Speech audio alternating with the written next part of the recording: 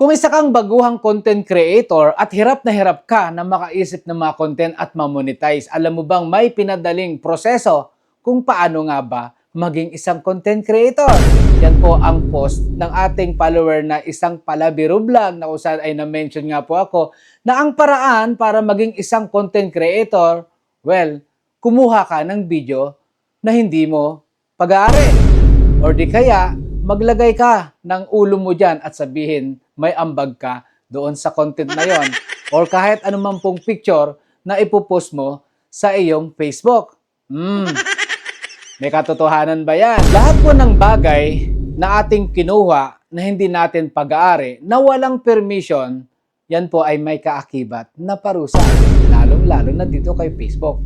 Maging sa jowa ng may jowa na kinuha mo, lalo na, syempre, walang pahintulot yan, for sure, may pupuntahan ka. So guys, papaliwanag ko po sa inyo yung repurpose video na madalas nyong nakikita sa ibang mga content creator na meron lamang po silang ulo.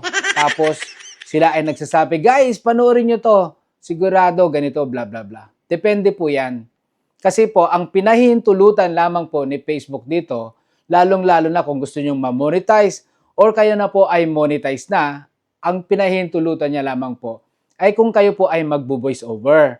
Nakukuha lang po kayo ng clip na pinapaliwanag nyo kung ano yung nangyayari doon. Pero, tinanggal nyo yung music background. Okay? Hindi nyo pwedeng i-upload yung buong video yun mismo dahil magkakaroon ka ng copyright. Kung makikita nyo sa ibang mga content creator, yung malalaking content creator, na ganun nga po ang ginagawa, pansinin nyo po, ang ginagawa po nila dyan ay nagbibigay lang po sila ng opinion. Halimbawa, tungkol sa balita o tungkol dito sa isang artista, gumawa po sila ng clip, binibigyan po nila ng story yung ganong mga klase ng video. Pero hindi nga po yung buong video ang inyo pong ilalagay sa inyong content na magmukha po kayong original. Lalong-lalo na kung wala man lang kayong binigay na reaction, wala man lang kayong mukha dyan. Tandaan po natin guys, na kahit gumawa po tayo ng credit to the owner, na hindi po yan ibig sabihin na hindi na po kayo magkakaroon ng copyright. Sa Facebook po, meron po tayong tinatawag na checker po dito. Marami pong nakakalusot dyan, pero ang iwasan lang po natin, yung mismong may-ari ang makakita sa atin at tayo po ay nireport kay Facebook.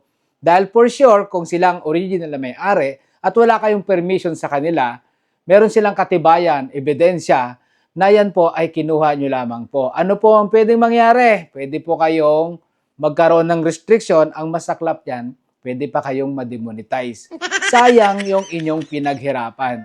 Mas mabuti na pong magsimula ka sa maliit na content kahit konti lang ang views, pero payapa ang buhay mo. So imbes na magnakaw ka ng video ng may video, yung original mo na lang ang iyong pagandahin. I-enhance mo na lang siya para maging kaakit-akit sa iyong mga viewers. Parang sa jowa mo lang din yan. Hindi mo ini-enhance yung jowa mo na iniwanan mo sa bahay mo, na pinaglinis mo, pinag-alagaan mo ng mga anak mo, ikaw na lang inaasikaso pagdating mo at pag-alis mo, tapos ikaw nahihibang ka, kaka-overtime sa trabaho mo dahil napakaganda ng iyong katrabaho, dahil napakaganda niya manamit. Pero mismo, yung original mo, nakalimutan mo. Wag ganon. Dapat i-enhance mo mismo yung original mo para yung mata mo sa kanya lang nakatingin. So, ganun din po sa mga viewers dito kay Facebook. Mas maakit mo sila kung ikaw po mismo ang gumawa ng video na yon. Dahil malalaman at malalaman yan ng mga viewers mo na hindi ikaw ang original. Kaya mag-focus na lang tayo sa original.